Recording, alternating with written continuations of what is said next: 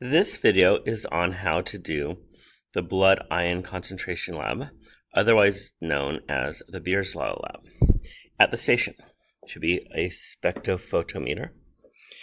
You should have a 5 milliliter pipette, the pump, a P200 micropipette, all three numbers should be black, pipette tips, a standard, this is protein standard, and a series of samples.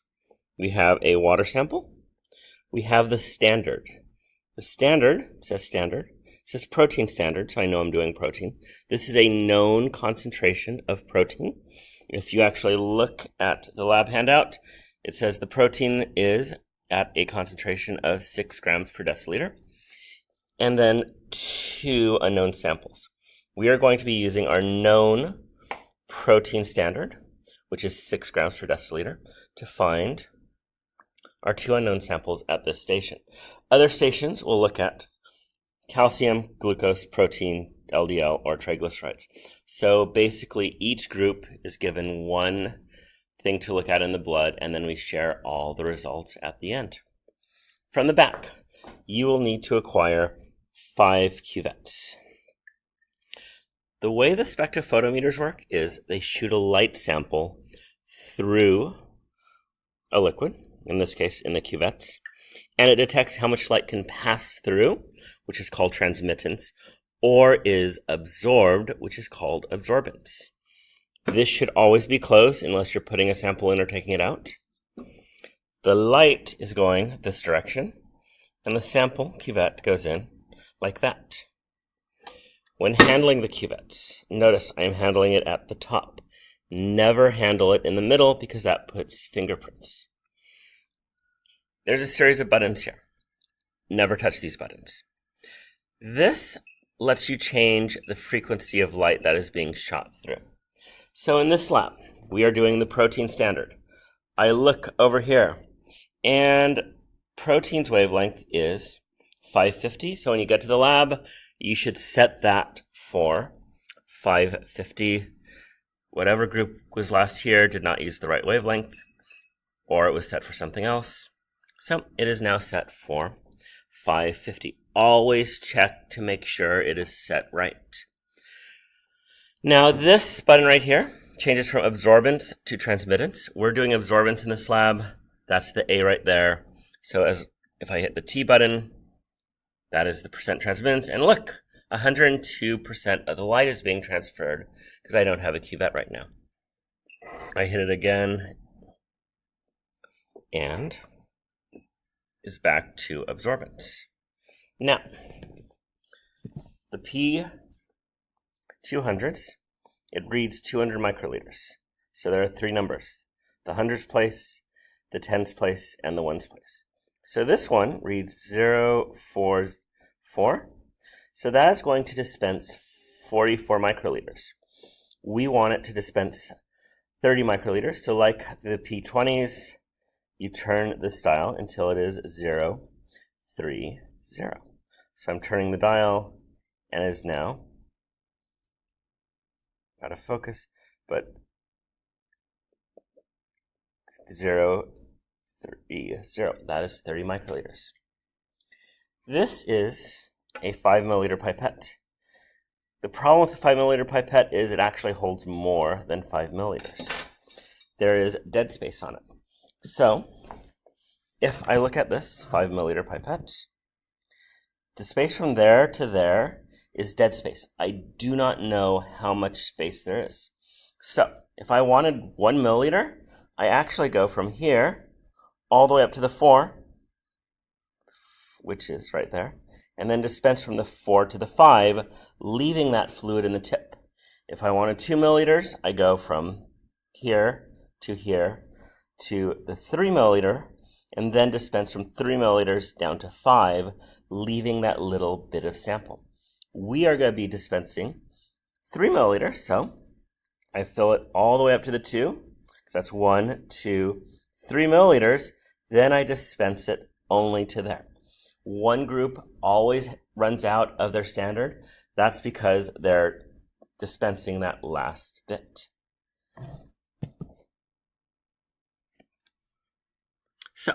I've acquired 3 of the 4 cuvettes I need. These are the cuvettes right here. And I've actually started to label them. The B right here, that one I am going to set up my blank solution.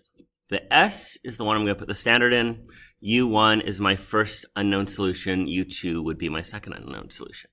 The first thing I'm going to do is fill all the cuvettes with 3 milliliters of fluid. So I take my pipette, I put the pump on. I'm not going to touch this button. I'm not going to press down on this. I'm only going to use the wheel to go up and down. To draw fluid up, what happens is I put it in, I turn the wheel, drawing the fluid up, and since I want 3 milliliters, as I explained before, to draw 3 milliliters, I'm at the 3 now. That's actually only 2 milliliters of fluid.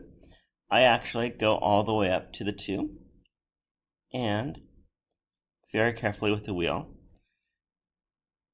draw it until I'm at 2 milliliters. So I now have 2 milliliters of solution. 3 milliliters of solution by drawing it up to the 2. I then dispense it. If I hit this button, it all dispenses. If I push this, I don't have control. So I use the wheel to dispense. And again, there is dead space. From the 5 to the bottom, I leave it. So I'm going to slowly dispense the fluid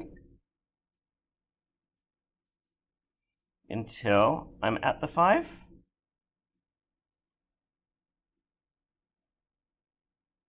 And then I stop. So I've left a little bit of fluid in there.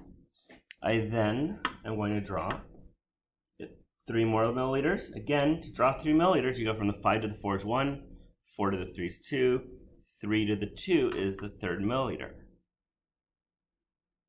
I then dispense it again. I use the wheel to slowly dispense it.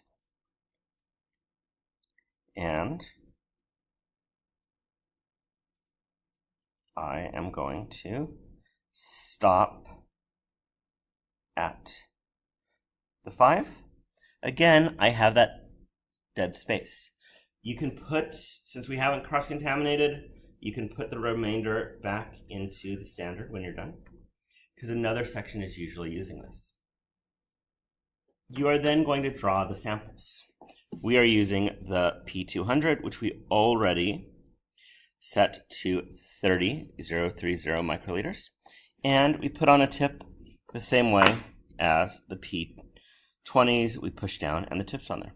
Like the P20s, there are 2 stops. Stop 1, stop 2. To draw the fluid, we press it down to stop 1, draw the fluid up, release it. To dispense, we push it down to stop 1, then we push it down to stop 2. So for the blank solution, I am going to take water. So I have my water, I tilt it sideways, I press down to 1 stop, put it in, draw the water out.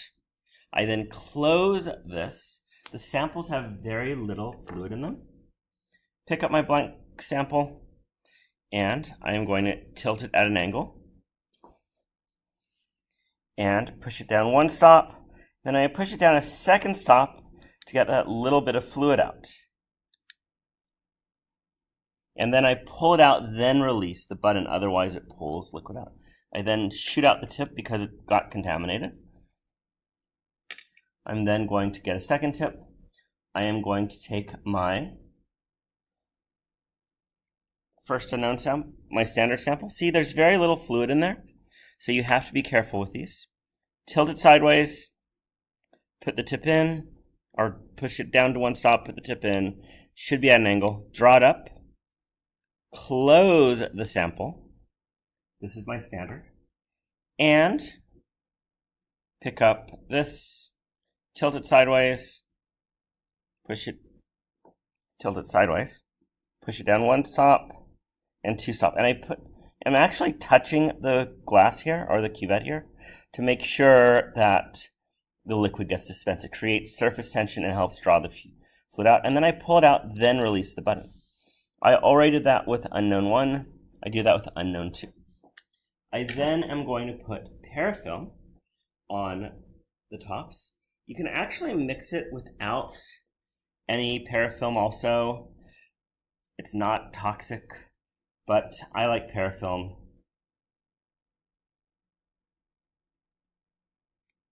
And I already mixed this one. This is water, so I'm just not wasting parafilm when making the video. So I have 3 of my 4 samples. I have mixed it. I'm going to let it sit now. After letting it sit, you're going to read how much absorbance there is in the sample. Absorbance is how much light the sample absorbs, how much light doesn't get through the sample. Now you notice they're blue. That means that light's going to get absorbed no matter what. Now, we already set the spec for the proper wavelength. I looked it up. We're doing protein. This says protein. The standard says protein, so I set the spec 20 for 550 nanometers as it says on the lab handout. Now, I'm going to be recording here. My standard is I have the concentration of 8 grams per deciliter because I looked that up on the previous page of the handout and I know the standard concentration. I want to know my 2 unknown concentrations. And to find that, I have to get the absorbance.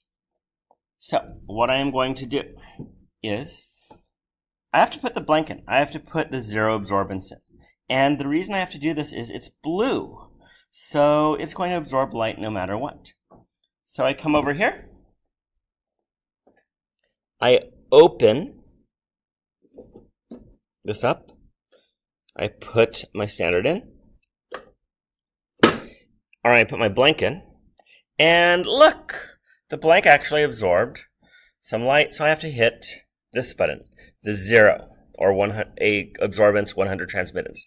This is like tearing a scale. It sets it for what 0 should be because all of them are going to be blue. In this case, in the protein, it's peach in the carbohydrates, I believe, yellow in the LDL, I believe. So I zeroed it out. So now I could read the other 2 samples, and I will be able to find the proper absorbance, what, in this case, protein is absorbing, and not that it's absorbing the blue reagent. So I take that out. I put it back. I take my standard. I know the standard's concentration already. I know it is 8 grams per deciliter. I already recorded that because I wrote it down. I then read the absorbance. The absorbance is 100 in this case. So I know the absorbance based on what? The concentration. Or I know the absorbance of a known concentration. Notice, when I put things in and take them out, I take it up, carefully put it in, close it.